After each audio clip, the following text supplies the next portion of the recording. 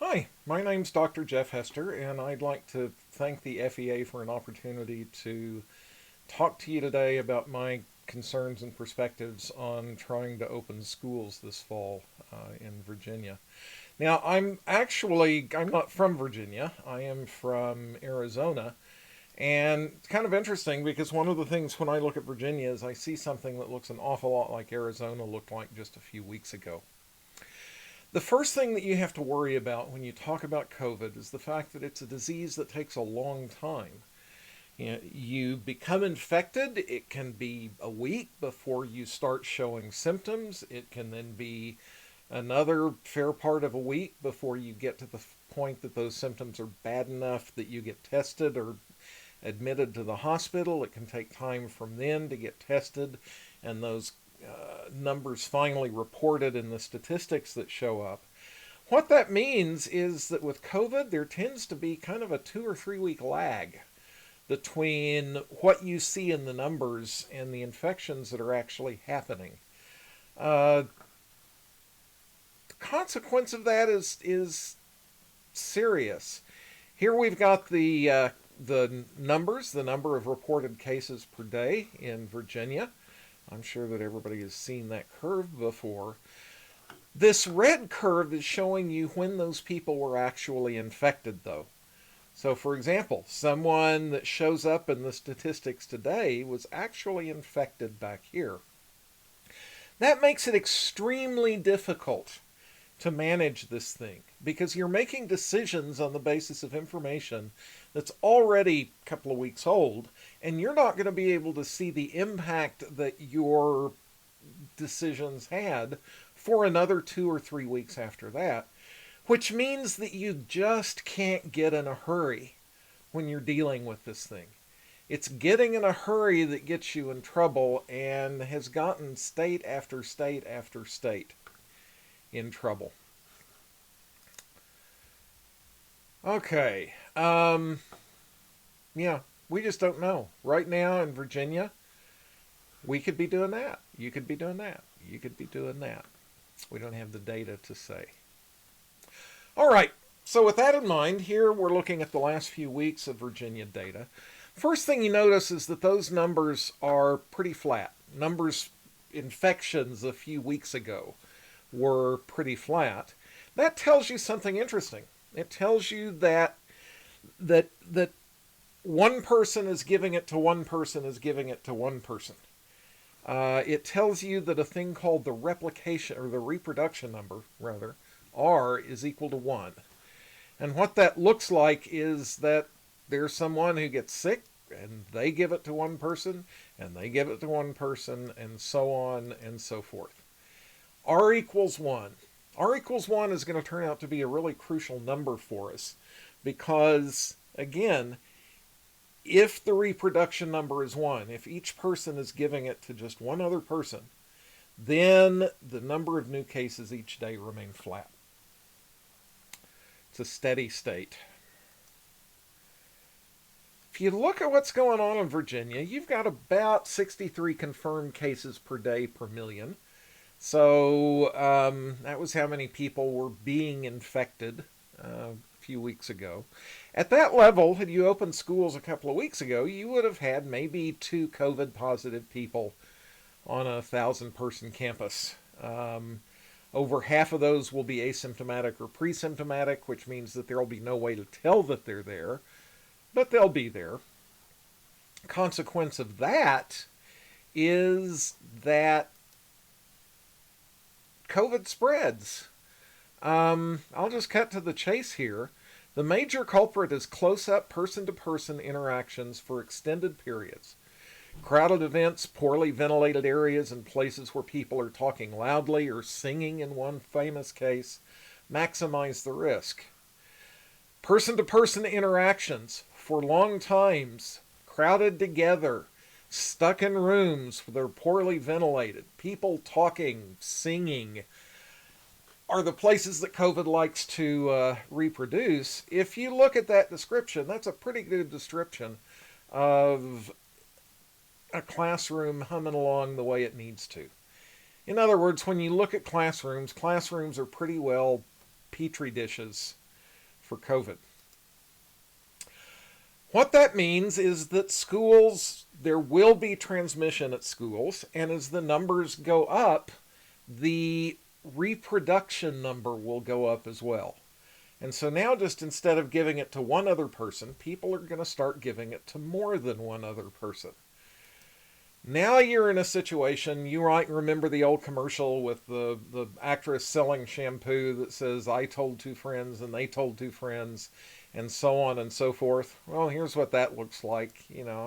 I told two friends and they infected two friends and they infected two friends. 1, 2, 4, 8, 16, 32.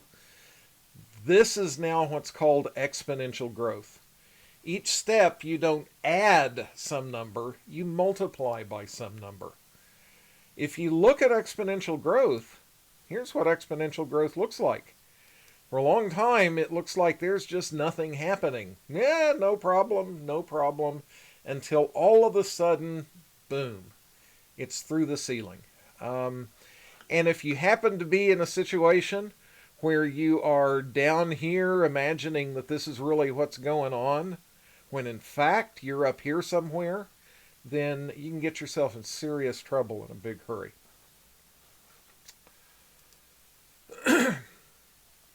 What are the consequences of that? Well, in the school, in the classroom, you got 2.5, 3 weeks between when infection starts spreading before you know about it, which gives the virus all sorts of chance to replicate. In fact, that delay can be even longer because most children show no symptoms. If you don't know the story of Typhoid Mary, go read about Typhoid Mary. Children are little COVID Marys, asymptomatic carriers who get people sick. What that means is that you're going to open schools and have to close them again. And there are going to be schools open and closed and this, that, and the other thing. Whatever plans you have in place are very quickly just going to be a hash. It's going to be a logistical nightmare, just from a planning and administrative standpoint.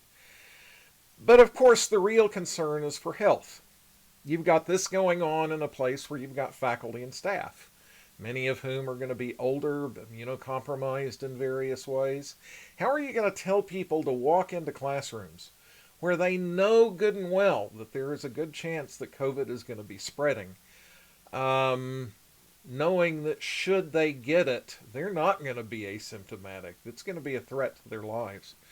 I know my wife is an elementary school principal, and I've told her that if she tries to drive into a school with a bunch of classrooms full of kids this fall, I'll lay down behind the car. Then you spread it to families because kids carry it home. It spreads from there out into the community. Fairfax, I understand, has something like 188,000 students, plus faculty and staff, third largest employer in the state.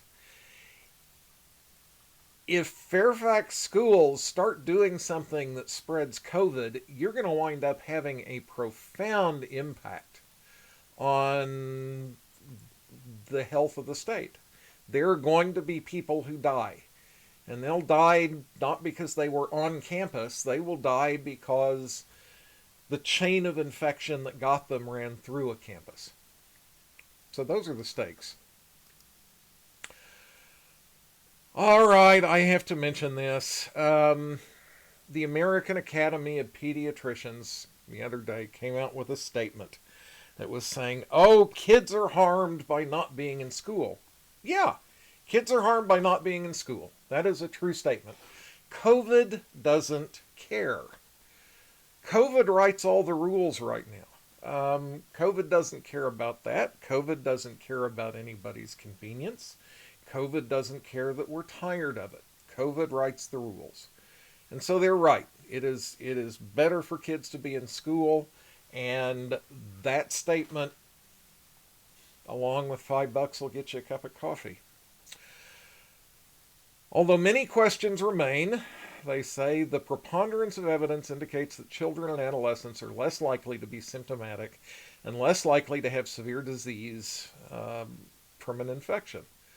Yeah, that's true. But that doesn't mean that it's better, it means that it's worse. Because again, having kids who are asymptomatic means that they are that much better at spreading the disease. In addition, children may be less likely to become infected and to spread infection. All right, there's a little rhetorical trick there. Maybe less likely? It didn't say they are less likely. There's no evidence that there's less likely.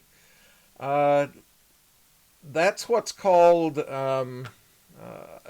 evidence of absence of evidence is not evidence of absence.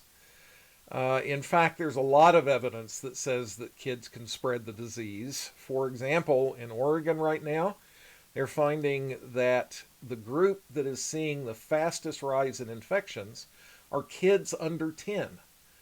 And it's not because they're all dumped together into a school somewhere. That's just from casual community transmission.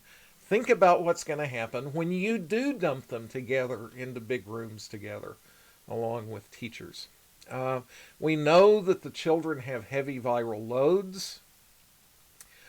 The other thing that the American Academy of Pediatricians does is they only talk about the implications for what's going on inside the schools. They don't talk about the fact that the schools are sending this out into the community, having devastating impact on public health, potentially devastating impact on public health. And finally, I won't go into it at length, the American Academy of Pediatricians is anything but a disinterested party here. There's a lot of money being lost by that organization because of this. So here we are. It turns out, though, that even if you set the rest of that stuff aside, I think there's a pretty good chance that Virginia is in bad shape already anyway. Let's look at what's going on. Here we've got the Virginia numbers. There were a bunch of mitigations put in place here as numbers were rising until finally you got it to the point that the reproductive number was less than 1 and it started to turn over. Remember, though, that's what the reported cases are doing. What's really happening, this is going on back here. And as this was going on, Virginia decided, okay, we're going to do phase 1 reopenings. First in the south and then in the north. So it came down, and it was coming down, and cases were falling, and cases were falling, and cases were falling. But all of a sudden, instead of continuing to fall, they went boom. And now here we are at R equal 1 horizontal line. Why was there that transition there? Well, let's look at it for a second. That chink from we're dropping to all of a sudden we're flat with R equal 1 happened a few weeks after the phase 1 reopening. So you look at that and it seems very likely that it was the reopening here that caused the downward trend to become flat. But before they even knew that it had become flat here, they instituted phase 2. Now, we don't know what phase 2 has done, because not enough time has passed between phase 2 being instituted and right now to know what effect that it had. So we might expect sometime in the next little bit to start seeing the effects of phase 2, but Virginia has already started on phase 3. Which means that Virginia is getting way out in front of any information that it actually has about what's going on with the pandemic. Other places that have done that have gotten in serious trouble. You know, I mentioned earlier that Virginia right now looks an awful lot like Arizona did a few weeks ago. Let's take a look at Arizona. There we are. Arizona cruising along, nice and level. The reproduction number was about 1. And then right in here somewhere, we said, okay, we need to open up now. And what happened? About 2.5, 3 weeks later, there we go. There's the exponential climb. And it is now a catastrophe here, with medical system overwhelmed on down the list. And of course, what we're looking at is as soon as you open things up here, infections opened up, and then we're finally seeing the infections there. And away it goes. Arizona right now is experiencing exponential growth in COVID-19. You don't just look at Arizona, though. This is happening all over the country. And in fact, it's so prevalent all over the country that you can see it just by looking at national results. The blue line here is the entire nation. The red line is the entire nation with New York and New Jersey subtracted out, because New York and New Jersey had their huge hits early on, and they did a very good job of dealing with them. If you look at the rest of the nation, what happened? Well, we had very rapid growth. Mitigations were put in place until it effectively became level. So for a while now, the United States has had a reproduction number of about 1, but here we are, kind of mid-May, right in here, when people started opening up. And what happened? Well, a few weeks later, there we go, exponential growth. And it's fast exponential growth. We're talking about a time scale, things doubling every 2 weeks. And so right now, the last number I heard was up near 50,000 cases in a day, which means that in 2 weeks, we could be seeing 100,000 cases in a day. Anthony Fauci said that in front of Congress the other day, and there were people who didn't like that he said it, but it is just blatantly obvious there in the data that that is a real possibility. So, if you see, hey, we're at R equal 1 and things are cruising along, we can open up now, we know what happens. It looks like that. And I worry that that's kind of what New Jersey is doing, if you look at it. I don't know that's going to happen. I'd bet a pretty good bottle of beer that your numbers are starting to go up, though. Anyway, the takeaway. You have to think about COVID as a dynamic thing that is changing, and you don't have information about what's happening right now, and that the only way to be responsible is to be slow. Because as soon as you screw up, then you wind up losing all the benefits that you had had up until that time. So, for example, parent surveys. You ask parents, what do you want? I want face-to-face instruction. Of course they want face-to-face instruction. Everybody wants kids to go back to school, me included. The problem, though, as a metaphor, suppose that you were to ask people if they wanted to take a North Atlantic luxury cruise in a month, and they're going to say, yeah, that would be a great idea. But what happens if in a month what you do is you pull up beside the sinking Titanic and tell them to hop on board? Asking parents today, asking anybody who is not really steeped in this stuff today what they want is a meaningless question, because what they want has no connection whatsoever to what will be possible when the time comes. Again, lots of people are used to the idea that they make decisions and set rules. Right now, though, the only thing making decisions and setting rules is the virus. And it will not be ignored. And it just doesn't care about your convenience. And you better get used to it. Settle in, because this thing is just getting started. Nationwide, maybe 5% of the population has had COVID. Maybe a bit more than that, probably not.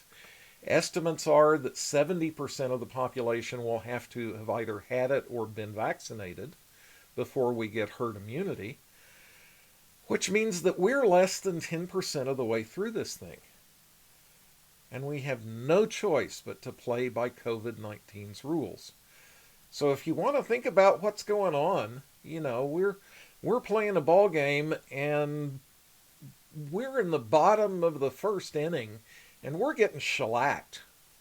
Okay? That's a bad time to decide that you're going to push it and you're going to see if maybe you can get away with opening schools and maybe you can get away with putting lots of kids in the same place because, doggone it, you're just tired of it. Yeah, that's pretty well it. That's what we face.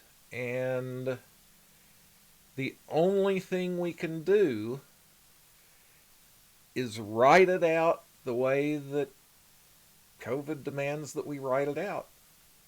If you really want to open schools again, you lock everything down, including schools, and you keep them that way until the numbers get low enough that you can start doing contact tracing and things like that. But that would mean locking down the country for an extended period of time. It's a funny thing, because if you want to open schools, the best way to open schools as soon as possible is to close schools. If you want to open the country, the best way to open the country as soon as possible is to shut down the country until you get COVID to the point that you can control it with public health measures. And that's just the way it is. Anyway, again, thank you for the opportunity to share my thoughts, and I wish you all the best.